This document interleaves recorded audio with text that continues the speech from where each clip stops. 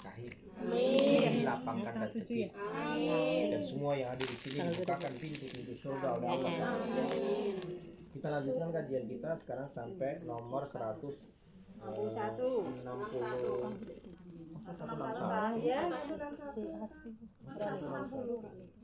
Ini 161 ini yang melompat nggak kemarin itu? Oh, 161. Kemarin tuh habis 150. 160 kemarin. Sekarang 161. Oke, siap. 161 berniat membayar utang.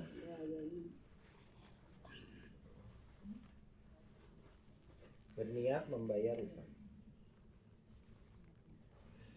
Saya bacakan dulu ya. Dalam Islam, utang piutang itu merupakan muamalah yang dibolehkan. Jadi utang piutang itu boleh. Orang hutang itu nggak dosa. Ceritanya begitu. Paham? Dosa kini orang dibayar. Ulang ya. Karena ada meme itu ya yang di media sosial itu, hati-hati dengan dosa hutang. Nah, dikira utang itu dosa. Ada lagi kalimatnya, pada saat orang itu meninggal dunia tidak akan diterima oleh Allah maka kalau masih memiliki dosa hutang. Padahal hutang itu orang dosa. Kalau nggak bisa selesai di dunia, selesainya di akhirat. Artinya dosa apabila dia tidak bayar utang lagi baru dosa. Tapi dia Indonesia bayar karena keburu mati.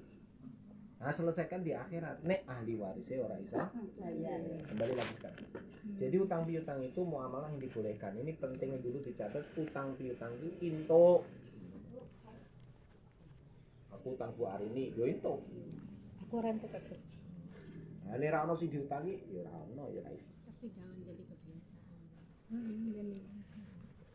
Jadi kita ini namanya utang piutang itu intinya boleh. Tapi kita hendaknya, ini perhatikan, tapi kita hendaknya ekstra hati-hati dalam menerapkannya. Karena utang umumnya menjadi beban, membuat gelisah dan tidak nyaman. Makanya nih, ojo seneng utang. Berarti utang ki nek wis kepet. Nah, ceritanya begitu. Nanti akan saya ceritakan. Maka dengan utang pula seseorang berpotensi terhalang untuk masuk surga. Karena apa? Ya belum beres di dunia.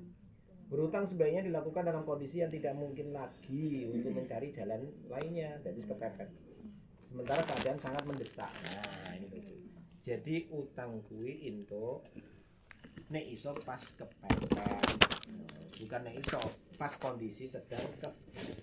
Contoh, seperti kelaparan atau sakit yang berakibat lebih fatal, maka segera harus cari solusi. Misalkan mau dioperasi, nek dioperasi kok peluangnya mati, wis carane ndang cepet dibayar untuk biaya operasi ya, boleh di tangan saya jelas ya. Nggih. Atau ki waduh ki ora mangan terus mati, aduh ora ono sing dipangan, Bu aku nyeleh berase karo iki ya. Jika berutang untuk sesuatu yang tidak mendesak, maka sebaiknya dihindari. Orang mendesak ora sah. Sebaiknya dihindari. Kadang ora butuh, ora mepet, ora ono keperluan, ya itu iso aja utang. Masalah utang memang bukan sekedar masalah dunia tapi juga urusan akhirat. Sebab orang yang masih berutang berarti ia masih memiliki tanggungan yang harus dibayarkan. Jika di dunia tidak mampu, maka amal kebaikan akan menggantikan pelunasan hutangnya. Rasulullah pernah menolak menyolatkan jenazah yang banyak punya utang dan tidak meninggalkan harta untuk membayarnya. Demikian pula orang yang mati syahid akan diampuni semua dosanya kecuali utang. Bisa ditinggalkan utang. Jika seorang muslim berutang, berniatlah untuk membayar dengan sungguh-sungguh. Hindari menunda jika sudah memiliki kemampuan. Karena Allah akan memberikan kemudahan melunasinya. Nah, sekarang Bu, silakan dicatat hadisnya. Dari Abdullah bin Ja'far.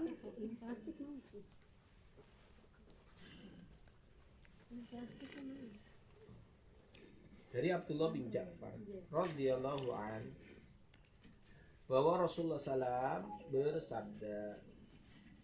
Dari Abdullah bin Ja'far radhiyallahu an bahwa Rasulullah SAW bersabda, Allah akan bersama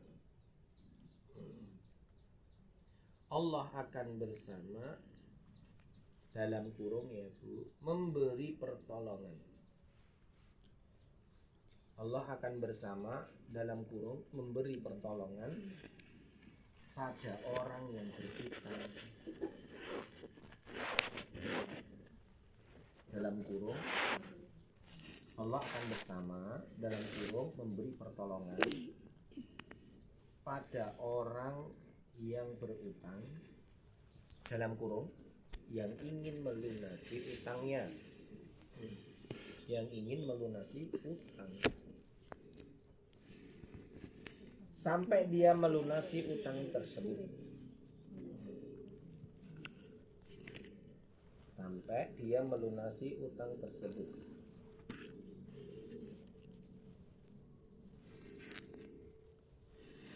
Selama utang tersebut bukanlah sesuatu yang dilarang Allah. Bukanlah sesuatu yang dilarang Allah.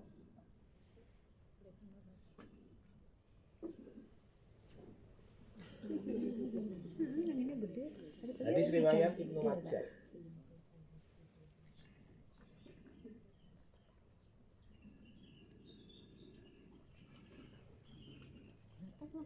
Hadis riwayat Ibnu Majah. Sekarang Bu 162 lanjut. Membayar kelebihan pinjaman.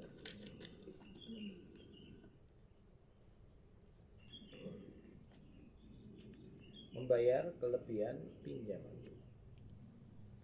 Sekarang saya bacakan dulu. Kewajiban orang yang berutang adalah mengembalikannya sesuai dengan kesepakatan perjanjian. Jika telah memiliki kemampuan, sebaiknya orang yang berutang tidak menunda. Orang yang menunda pelunasan utang padahal memiliki kemampuan adalah bentuk lain dari kezaliman. Orangnya zalim, wong kudune iso bayar rak dibayar. Wis jane iso bayar ning rak bayar. Nah, itu zalim. Sebagaimana sabda Rasulullah, catat Bu, catat saya ini. Sabda Rasulullah SAW, sabda Rasulullah SAW,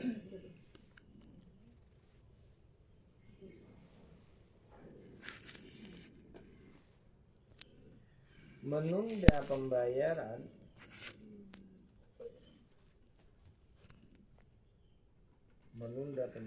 bagi orang yang mampu menunda pembayar bagi orang yang mampu. Menunda pembayaran bagi orang yang mampu merupakan suatu kezaliman.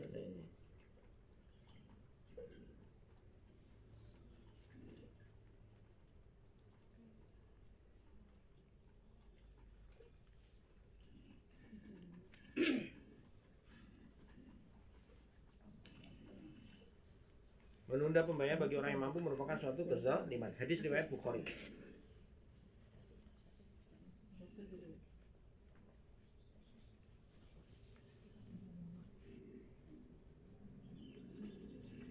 Terus saya bacakan lagi.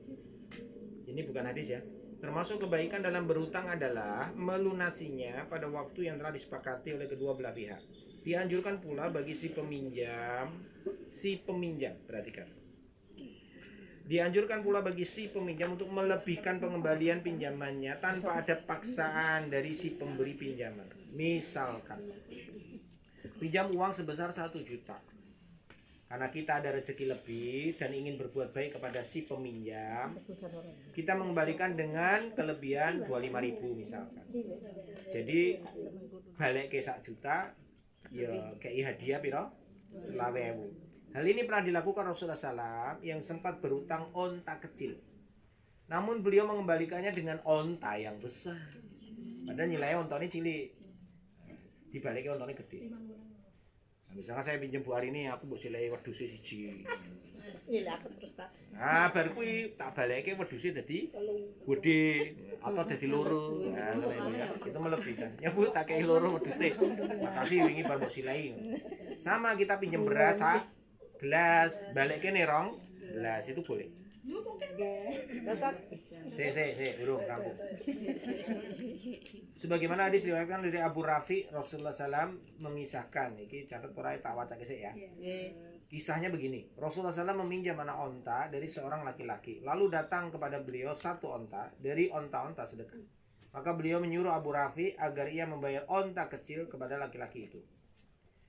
Lalu Abu Rafi kembali padanya seraya berkata, aku tidak mendapatkan padanya selain onta yang besar yang terpilih. Maka beliau bersabda, berikanlah ia kepadanya. Sesungguhnya sebaik-baik manusia adalah sebaik-baik mereka ketika membayar pinjaman. Nah ini catat bu kalimat ini aja. Dari Rasulullah SAW, sesungguhnya sebaik-baik manusia adalah sebaik-baik manusia adalah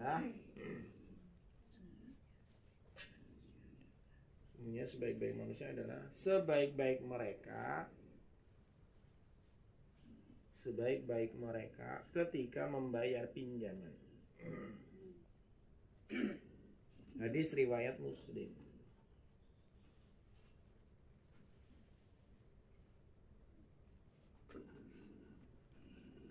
Sudah? Nah sekarang dari Jabir bin Abdullah. Dari Jabir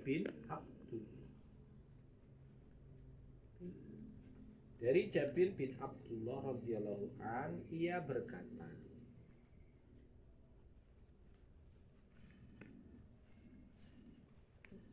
aku mendatangi Rasulullah sallallahu alaihi wasallam. Di masjid.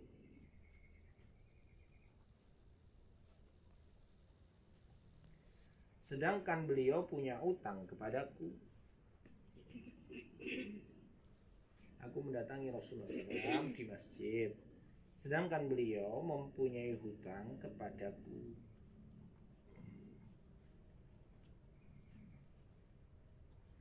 Lalu beliau membayar.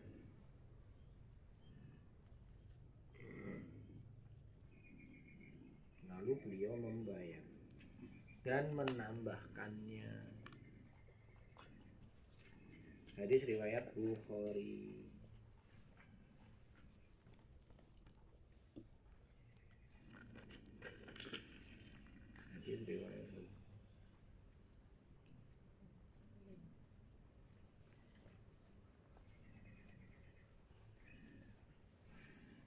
Oke Bu, dari sini ternyata Rasulullah SAW itu juga berhutang. Nah intinya begitu yang pertama. Karena ini termasuk muamalah dibolehkan. Bahkan termasuk Rasulullah SAW itu pun juga berhutang. Rasulullah itu hutang tidak hanya kepada saudara muslim seperti Jabir bin Abdullah. Rasulullah juga pernah berhutang pada orang Yahudi. Artinya hutang kepada siapapun boleh intinya begitu. Yang kedua nagih hutang di masjid itu. Nah ini Rasulullah ditagih di masjid. Kemana gitu. Ojo nagih ning masjid, nagih ning omah ya ora, ternyata boleh. Intinya begitu. Jadi tidak ada larangan menagih hutang di mana? Dimanapun. Kemudian Rasulullah SAW pun memberikan atau membayar hutangnya dilebihkan. Kalau tadi onta dilebihkan jadi gede. Nah ini mengembalikan pinjaman karena kelebihannya. Ada satu kisah lagi waktu Rasulullah didatangi oleh seorang Yahudi dan nagih hutang. Dengan cara Rasulullah itu tanda petik ya disakiti. Padahal para sahabat itu ada semua. Masih ingat ya kata habis cerita. Yang mau dicekik. Nah Umar pun marah kan begitu. Sampai akhirnya Rasulullah memerintahkan Umar, ya Umar kamu ke Baitul Mal, bayar utangnya dan tambahi seperti itu juga kepadanya. Nah Umar protes, ya Rasulullah utangmu kan sekian tok gampangnya. Loh kok ditambahi seperti itu lagi? Tambahannya itu untuk ya karena kamu menakut-nakuti dia. Gampangnya gitu. Kayak bayar kafaratnya lah karena kamu udah nakut-nakuti dan. Nah karena kebaikan Rasulullah inilah menjadikan orang Yahudi ini akhirnya masuk Islam. Yang janjane dek niki nagih utang karo ngetes. Nabi Muhammad tuh konon di dalam kitabnya Injil itu kitab Taurat itu disebutkan orangnya itu kelemah lembutannya, rahmatnya, kasih sayang itu melebihi nafsunya. Nah ternyata terbukti. Pada saat dia disakiti sampai beliau ini tercekik pun tidak marah ya. Tidak kemudian mengusir dan sebagainya. Akhirnya karena akhlak Rasulullah yang sangat luhur ini terpikatlah orang Yahudi akhirnya masuk Islam. Seandainya Umar itu langsung menebas lehernya atau mungkin ini situ lebih Islam kan rugi. Nah, inilah kelebihan dari Nabi SAW. Dari sini ibu-ibu sekalian, berarti orang yang mengembalikan pinjaman itu dilebihkan maka dibolehkan, bahkan termasuk sebaik-baiknya orang yang dia itu mengembalikan pinjaman, baik itu tepat waktu maupun ya mungkin ada kelebihan. Balik kene wae wis apik ngono. Sebaik-baik orang adalah orang yang mengembalikan apa? Pinjamannya, kan gitu. Dan sebaik-baik orang lagi yang mengembalikan pinjaman ternyata ada kelebihannya, itu lebih baik. Balik ketok iki wis apik ngono. Apalagi kok dilebihkan. Nah, apakah itu termasuk riba? Jawabannya tidak. Nah, terus yang termasuk riba apa? Bukankah itu lebih wong nyelas 1 juta kok balik 1 juta selawewu. Yang menjadikan itu riba apabila ada akad di depannya. Jika nilai 1 juta, bu sesuk balik ini ya 1 juta 200. Wong nilai 1 juta ya masa balik 1 juta ya, balik 1 juta 200. Nah, itu riba. Nah, ternyata wah bulan depan enggak balik ya, Bu. Ora balik ke mana? Ya dendone lu ya, ana dendone itu balik ke mana 1 juta 300. Modalnya pinjaman ya kan. Ora iso balik ke mana? Oh, tambah lho, Bu. 1 juta 500. Nah, itu namanya riba. Berarti kak pinjol itu ya tadi ya. Iya, pinjol itu riba banget. Riba nganggo banget. Pokoknya nek ana denda, ana penalti, ya, itu namanya riba. Nek urung bayar kena bunga berbunga, namanya bunga berbunga itu namanya riba. Maka kalau pada saat kita dipinjemin orang iso bayar, maka pada saat gak bisa bayar itu tidak kena biaya tambahan. Nah, itu dari riba. Gue ini aku nyuruh saya ingin nyerah 1 juta orang iso balik ke kira-kira kapan Pak? Ya aku jalur waktu sebulan meneh ya wis ya tetap 1 juta utangnya. Jelas ya? Bukan kemudian nambah. Loh ora iso balik sebulan lagi ya berarti nambah Pak Ustad. Jadi 1 juta 1. Nah, Tapi kalau kita yang memberikan sendiri tambahan gitu. Nah itu boleh, justru ini tadi. Jadi nah ternyata bulan depan ono duit dikeke. Gue ini alhamdulillah. Ini uangnya pinjaman 1 juta tak balik ke. Nah karena sudah ngasih kelonggaran 1 bulan, sudah ini alhamdulillah rezekinya ono tambah. Iki tak kei hadiah. Gampangnya itu hadiah. Berupa apa? Boleh makanan, boleh barang, boleh uang. Mau 1 juta balik ke, loh. Hari ini ono lambahan 1.000, ya anu lah. Ucapan terima kasih. Jelas maksudnya? Dan itu tidak diakatkan. Nah itu orang yang seperti itu sebaik-baiknya manusia. Sebagaimana Rasulullah tadi ngasih contoh. Jadi balik ini luweh. Nilai beras 1 kilo, balik ini 1 kilo setengah misalnya itu apik banget. Ya mau nilai wedhus baliknya loro. Ning ora diakatke ning ngarep lho ya. Nah nek diakatke ning ngarep berarti itu riba. Jelas. Jadi tidak ada kesepakatan. Dan tidak ada di tengah jalan ada kesepakatan. Misalkan sebulan di tengah jalan hari yang ke-15 ngomong, "Bu, ini duitmu 1 juta." Anu ya, balikinnya 1.500.000. Doa akate kan awalnya 1 juta, masa balikinnya cuma itu enggak boleh. Jadi tengah jalan ada perubahan. Nah, itu yang menyalahi akad di awal. Ada pertanyaan? Enggak tat, ada temen yang butuh tuh marani utang piye tat tat. Ning ora disili ora penak. Orang ngulangi? Ada mendekat. Pinjem tok marani ngono tat. Itu gimana tat? Oh, Tapi ini ngembalikan ya nyuwun sewu sak enake dhewe ngono lho. ora usah silai, Bu. Ngoten. Ora usah silai. Kenapa? Itu akhlak yang buruk. Ngoten tat. Ada butuh itu baru Iya, sering artinya orang semacam ini kadang-kadang bukan karena kebutuhan mepet. Ya tadi lho syaratnya mepet, mendesak, dia butuh. Dan itu darurat loh. Darurat itu gampangannya memang benar-benar kegawat daruratannya tinggi. Maka kita minjemin itu pahalanya besar sekali. Tapi nek itu kebiasaan orang itu, jadi ya orang mepet banget, orang desak banget, jadi yo isono, ora sah. Kenapa? Wonge akhlaknya buruk. Ngoten. Dan nek nyileh apa karo ngoyak-oyak tapi baru gue balik kene yo angel. rendet karo nesu-nesu daripada congkrah daripada putus silaturahmi wis rasa gitu. Ngoten. Dan kita harus tegas sama orang semacam ini untuk apa? Memberikan pembelajaran pendidikan. Jadi itu kadang udah karakter ya, karakter orang. Kadang wis diandani wis dicari wis tambahin dablek ngono. Itu repot. Nah, paling repot lagi kalau orang itu datang pada orang lain karena rekomendasi kita. Itu hati-hati, ojo ngerekomendasi ke orang. Misalkan pinjam ke saya ya, aduh aku ra iso. Ngene wae, jenengan tak kei alamat ya, dino party. Ini baru ngedol kebun. Berarti aku separani Ngomong lho ya. Nah, itu kan rekomendasi. Itu enggak boleh. Nanti bukan nggak boleh, itu berbahaya, jangan. Nanti datang, Bu nyuwun sewu, saya kesini rekomendasi dari Pak Farid. Katanya dengan habis ngedol ini. Berarti Nah, dipercaya, itu nggak Mbak. boleh. Kalau pengen bantu, bukan beliaunya yang kesana, tapi kitanya yang ngomong.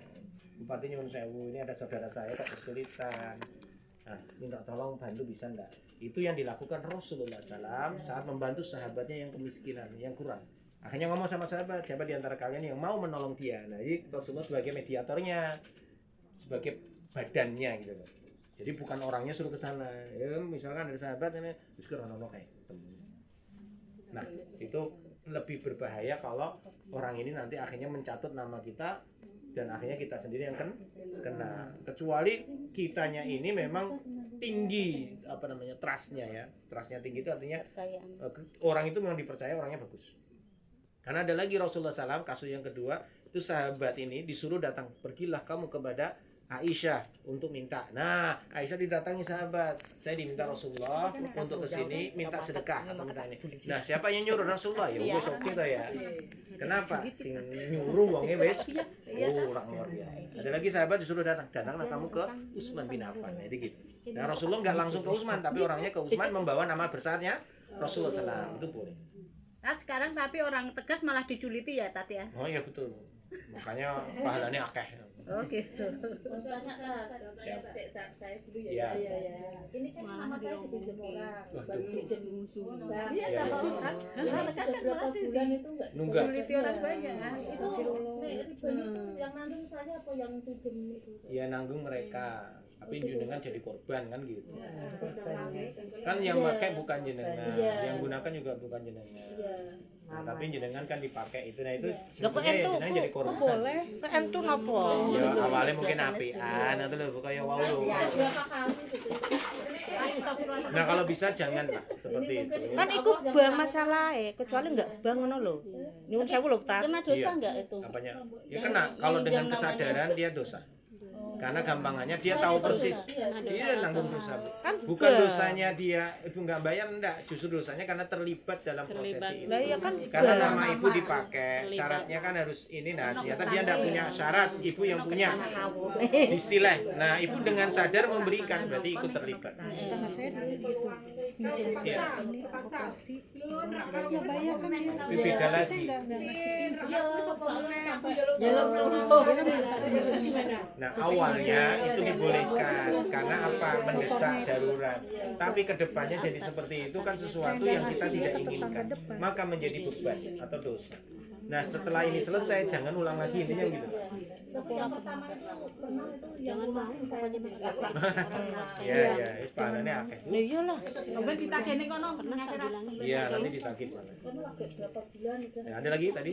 Iya. Berapa nak kowe? sama temannya yang lain. Terus teman yang satu ini yang ketiga ini mau melunasi hutangnya tanpa sepengetahuan. Dia orang Itu hukumnya gimana kan? Orang ini yang hutang tapi sudah dilunasi sama temannya. Ini nggak tahu. enggak tahu gitu. Maka harus dikasih tahu. Oh, tetap harus dikasih Harus tahu supaya dia paham bahwa utangmu wis tak lunasi.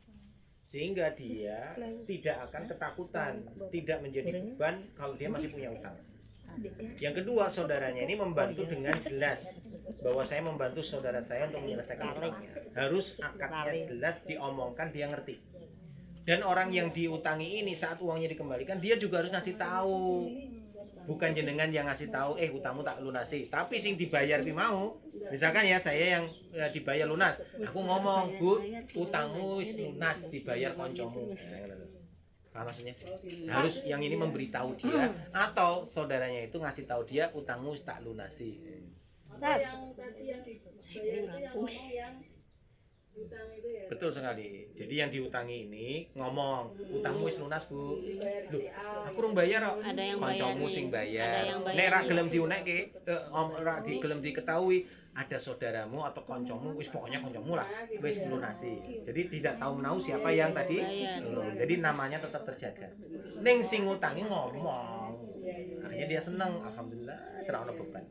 Nah, yang kedua Bu, kalau orangnya ini sudah meninggal, maka ibu nggak usah woro-woro, nggak masalah. Kalau tadi kan kudu woro-woro ngasih tahu, lagi wis mati, waduh ternyata jadi duwe utang. Nah, bisa kayak Bu ini janjane kancamu ku jek duwe utang karo aku 1 juta loh. Habis keburu mati aku ya piye yo.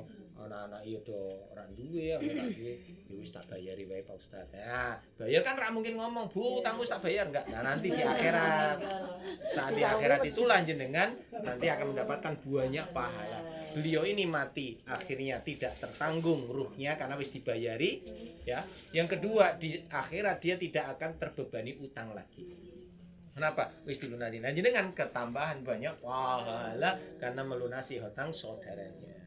Gitu ya. Nah, ya siap. Saya kayak Bu gitu. Jadi ada teman minjem ke rumah, katanya dia nggak punya biaya sekolah untuk anaknya kuliah. Terus akhirnya kan saya minjemin. Terus akhirnya udah berapa lama tuh nggak dikembalikan. Sedangkan rumahnya udah nggak ada, Ustaz. Ya Allah. Terus itu kan saya udah nggak punya kontak hilang, itu gimana ya? Ya wis, ibu berarti nunggu aja penyelesaian dari dia sampai kapanpun.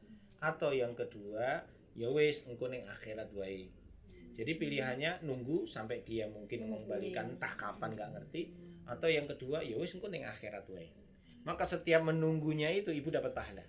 Tapi saya jadi ketempuhan harus bayar cicilan Iya itu tadi. sampai Iya karena ternyata kan jenengan tidak punya uang sendiri, aslinya jenengan juga nilai sekaliannya kan. harus bayarin. Karena KTP-nya Nah, itu itu ya tadi. atas nama Pinjam lama pinjam. Enggak, dia minjem uang terus kan saya nggak ada, terus akhirnya kan saya minjem kan, tapi nggak dibayar. Tapi kan saya harus jadi Tapi yang jadi bayar. sampai kemarin juga Pak Ustaz nawarin motor.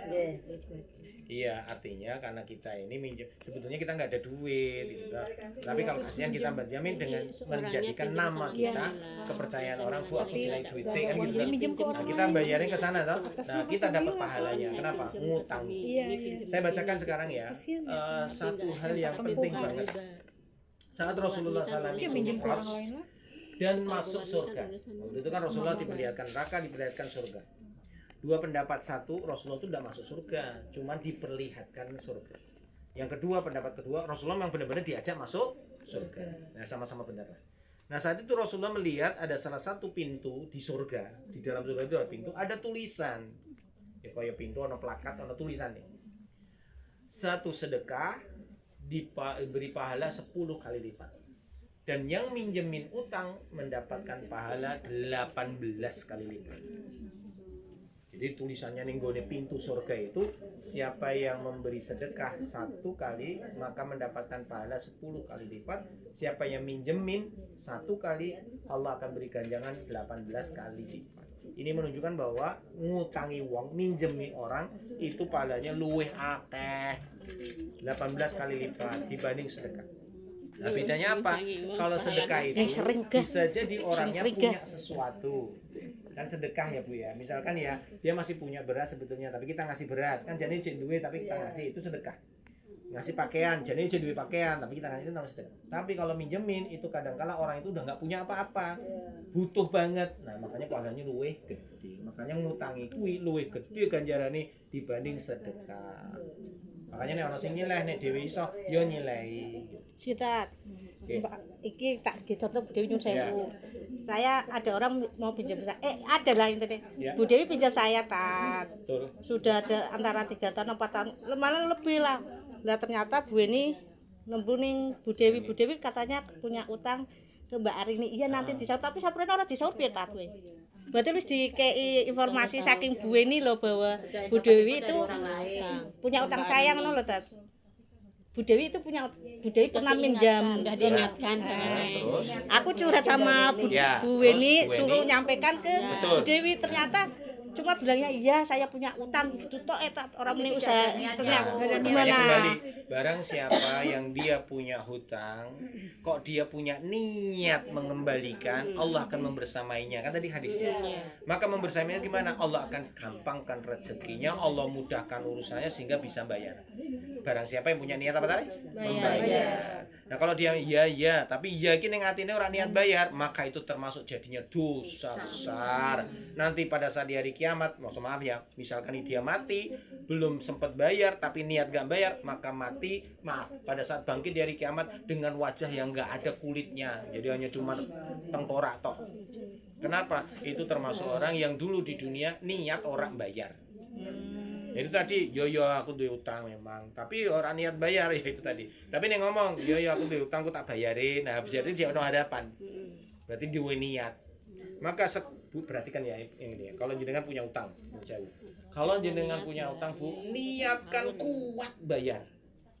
Maksudnya niatkan kuat. Niat banget arep bayar. Allah tuh mesti ngei dalan. Wis to.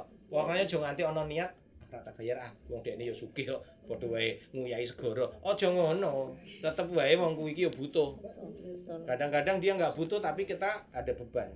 Makanya nek duwe niat kudu dikuat-kuatke niate iso bayar. Ono dalane. Ini delalah ya mesti iso. Tapi nek dari awal udah niat enggak wis. Ono wae ya Bu misalnya ya utangnya 2 juta. Jane iki sono 2 juta. Tapi awalnya wis mau niat. Yo akhirnya 2 juta iki mlayu ning ndi neh. Delalah motornya kecelakaan, 2 jutane balik rono. Wis ra niat dari awal, padahal wis dikecake kanggo bayar jane ngono. Maka hati-hati. Kalau yang tadi yang tiba-tiba misalnya meninggal, misalnya saya udah bantuin minjemin, saya bayar, tiba-tiba saya meninggal belum lunas, itu gimana ya? Padahal itu bukan utang saya, itu gimana? Ya, kalau akadnya dia sama jenengan sudah tahu hanya cuman jenengan, dia tahunya cuma jenengan lah ya. Maka jenengan yang tanggung jawab, jenengan yang dosa sama dia. Padahal saya yang minjemin orang ya. Nah betul sekali. Nah dia kan nggak mau tahu. Nah jenengan kan yang penting kowe silai karo aku. Nah keperluan duitmu kanggo sapa kan aku nggak mau tahu kan gitu loh. Maka jenengan yang punya beban dosa kepada si penghutang tadi. Maka niatnya nolong betul. Dari satu sisi jenengan dapat pahala ini, satu sisi jenengan sebetulnya kan jenengan tetap bayar, bukan dosa. Nah itu ahli warisnya nanti bayarin ke dia. Ibu mati nggak bawa dosa. Intinya saya ulangi ya, ibu kan niatnya nggak belenjani, cuman keburu mati, maka tidak dosa. Matinya bukan keadaan dosa. Yang kedua nanti di akhirat tidak ada lagi beban utang jika ahli warisnya wis ngelunasi. Nah ternyata ahli warisnya rak ngelunasi Bu, maka di hari kiamat pahala jenengan dikasih ke dia. Atau dosanya dia dikasih ke jenengan, atau kemurahan Allah Ta'ala, maka si fulan ini ditawari surga, gue pingin untuk surga, wis utangi kuwi ojo mbok tagih. Nah akhirnya ya wis ya Allah, saya nggak usah lagi Bu, dianggap lunas. Wah akhirnya apa? Jenengan mati tidak dapat kerugian. Karena apa? Pahalanya wis dipek wong iki untuk swarga. Yang paling menakjubkan lagi, yang menghutangi itu dan yang berhutang sama-sama masuk surga. Karena Allah ngasih tahu, tadi kamu udah maafkan dia toh, wis rasa dibayar apa-apa. Dan sekarang mau enggak surga lebih tinggi lagi apa? Ajak saudaramu gandeng dia masuk surga bersamamu. Jadi sing ngutang karo sing ngutangi padha-padha mlebu surga. Gitu. Maka kelebihan orang yang menghutangi itu di situ. Bisa memberi syafaat orang lain untuk masuk surga bareng dia. Saya ulangi ya, ibu ngutangi dia. Saya ulangi, ibu ngutangi dia, itu bisa besok memberi syafaat sama yang ngutang. Gitu loh. Dan itu hadisnya sahih gitu. Kenapa? Orang yang menghutangi ini kedudukan derajatnya lebih tinggi daripada yang hutang. Tapi Allah itu memberikan derajat juga sama yang berhutang itu bisa masuk surga lantaran yang ngutangin. Kenapa? Keikhlasannya, hatinya yang baik ini menjadikan Allah ridha dan boleh memberi syafaat kepada orangnya yang berhutang. Akhirnya sama-sama masuk surga. Syarat ketentuan berlaku loh ya, dia mukmin kan gitu. Orangnya baik. Gampangannya dosa-dosa besar dia nggak ada. Misalkan dia tidak ninggalin sholat, nggak syirik, aman nih. Ustaz, itu kan dulu saya pernah berapa puluh tahun yang lalu kan jualan baju. Ya. Ada beberapa orang yang nggak mau bayar. Jadi tiap saya tagih tuh dia nggak mau bayar. Nah terus pas saya tagih lagi orangnya udah pada pindah. Iya, Nah itu gimana Ustaz? ya udah itu pahala jenengan. Besok akan ditagih di akhirat. Kenapa? Jenengan kan tagih terus. Kalau jenengan tagih terus dia nggak bayar, ya wis ora selesai yang kene, selesai sesuatu yang akhirat. Nah saat di akhirat nanti jenengan ditawari, Bu, wis dulurmu tetap arep tagih apa ora? Tagih, Pak. Ya Allah tagih. Ning di sini nggone dunya jengkel yo. Ya maka pahala dia diambil buat jenengan.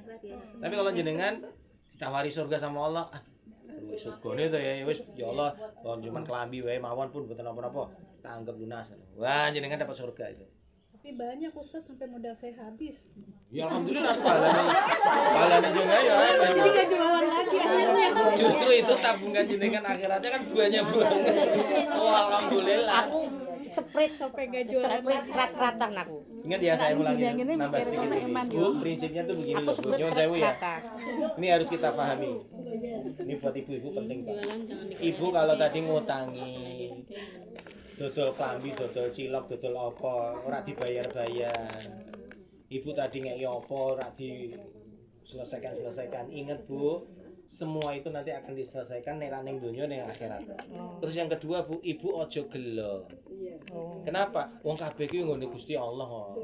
Titipan. Misalkan ibu lah modalku habis kok Pak Ustaz. Wong iki nggone Allah kabeh janjane ora nggone jenengan. Gampangane ngono lho.